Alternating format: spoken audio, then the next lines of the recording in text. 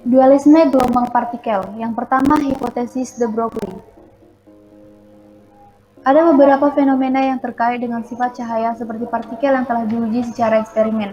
Yang pertama, energi foton terkonsentrasi dalam suatu volume di dalam ruang dan tidak menyebar ke semua arah seperti halnya gelombang.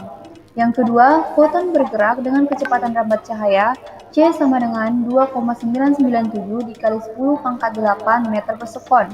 Yang ketiga, foton tidak memiliki massa diam. Adapun karakteristik cahaya sebagai gelombang, yang pertama, kecepatan rambat dan kecepatan fase gelombang, dan yang kedua, panjang dan frekuensi gelombang. Yang berikutnya, dualisme cahaya. Dualisme cahaya adalah adanya dua macam sifat cahaya, yakni yang pertama, dalam beberapa kejadian fisika, fenomena yang terjadi dapat dijelaskan dengan menganggap cahaya berperilaku sebagai gelombang, dan yang kedua, pada beberapa gejala fisik lainnya, fenomena yang terjadi hanya dapat diterangkan berdasarkan perilaku cahaya sebagai zarah atau partikel. Yang berikutnya adalah persamaan matematis.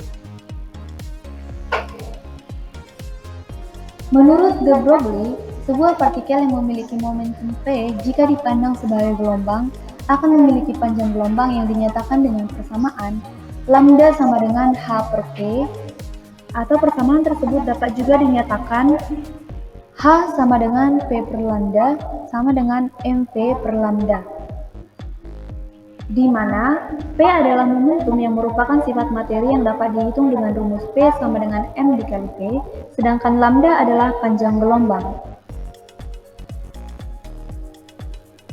Untuk materi berikutnya adalah eksperimen Davidson-Germer. Pada tahun 1925, Eliezer menyarankan untuk menggunakan berkas elektron yang ditumbuhkan pada kristal sebagai cara untuk menguji perilaku gelombang dari zarah. Kisi kristal dengan jarak antar atom berbeda beberapa angstrom merupakan kisi yang baik untuk difraksi gelombang yang menyertai elektron.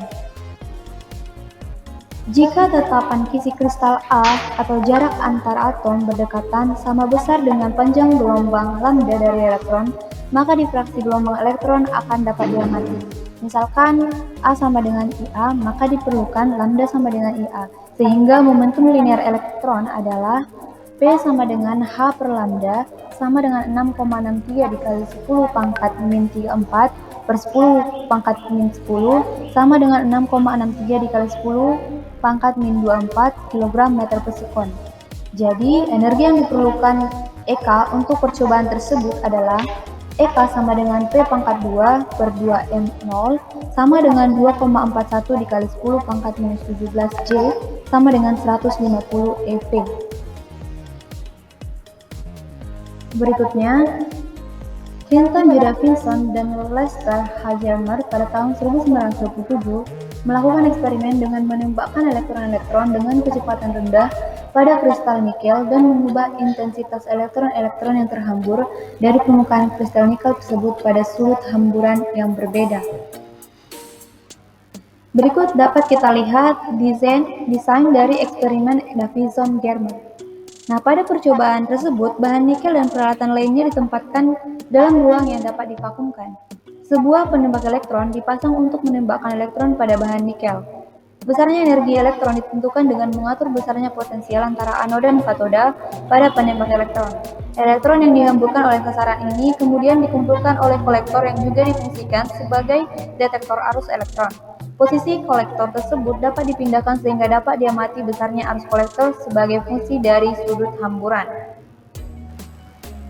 Pola hamburan pada percobaan itu menunjukkan adanya puncak intensitas yang menunjukkan bahwa berkas elektron mengalami difraksi ketika bertumbukan dengan permukaan nikel. Davidson dan Germer menggunakan cara-cara perhitungan yang digunakan dalam difraksi sinar X untuk menentukan panjang gelombang elektron-elektron dalam percobaan tersebut. Besarnya panjang gelombang yang diperoleh dengan menganalisis hasil eksperimen ternyata sama dengan nilai yang diperoleh dengan menggunakan postulat de Broglie. Berikut dapat kita lihat bagaimana pola difraksi elektron pada percobaan Davidson-Germer.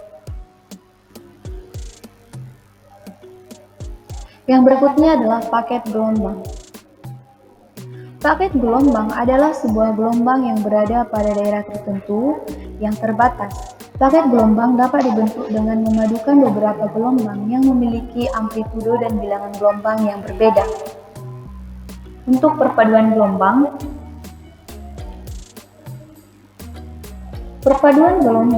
yaitu berupa gelombang termodulasi seperti pada gambar yang bisa kita lihat di layar, dengan resultan gelombang dibagi dalam kelompok atau grup. Untuk berikutnya, prinsip ketidakpastian Heisenberg.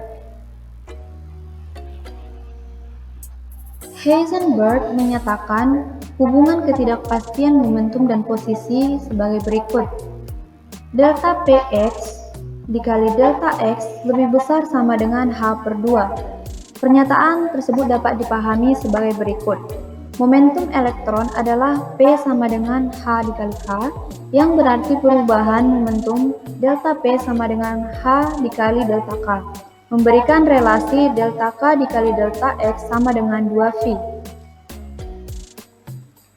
Penentuan nilai delta X dapat dilakukan secara lebih bebas, sehingga dari kedua relasi tersebut dapat diperoleh relasi ketidakpastian Heisenberg.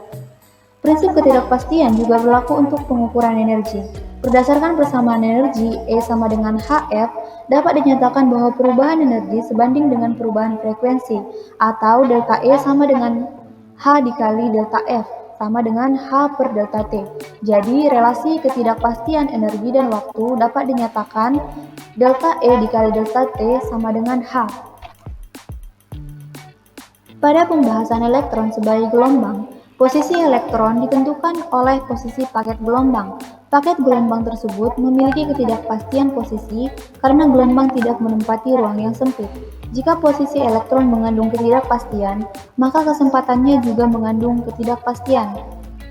Karena kecepatan terkait dengan posisi sesuai relasi berikut, yang dimana V sama dengan dx per dt. Jalankan eksperimen Heisenberg, di mana Heisenberg menggunakan percobaan dalam pikiran yang disebut dengan Gedanken eksperimen untuk menyatakan peluang dalam mengamati partikel sistem anatomik, di mana sistem anatomiknya adalah sebagai berikut. Andaikan sebuah elektron diamati melalui suatu mikroskop dengan menggunakan foton-foton yang dipancarkan suatu sumber cahaya, susunan eksperimennya seperti dalam sketsa yang dapat kita lihat pada gambar berikut ini.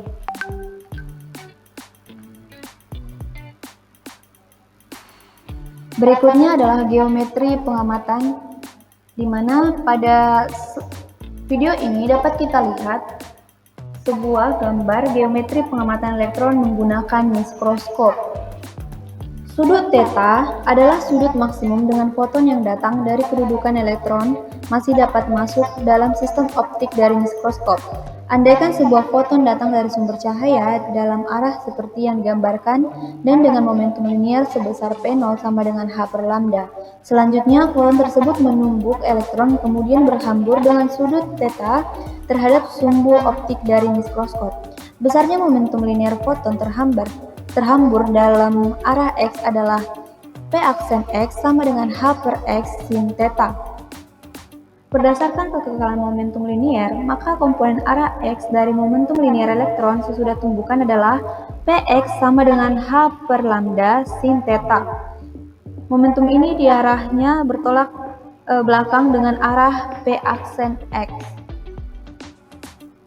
Jadi, elektron dapat terlihat dalam mikroskop apabila momentum linier foton berada di dalam daerah antara P aksen X sama dengan positif H per lambda sin θ aksen dan P aksen X sama dengan min H per lambda sin θ aksen.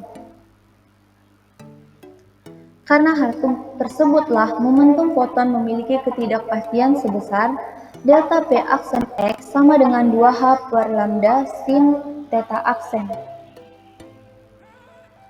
Hal ini berarti bahwa elektron juga akan terlihat jika ketidakpastian nilai momentum liniernya adalah delta Px sama dengan 2H per lambda sin θ aksen. Baiklah, sampai di sini video kita kali ini tentang dualisme gelombang partikel. Sekian dan terima kasih.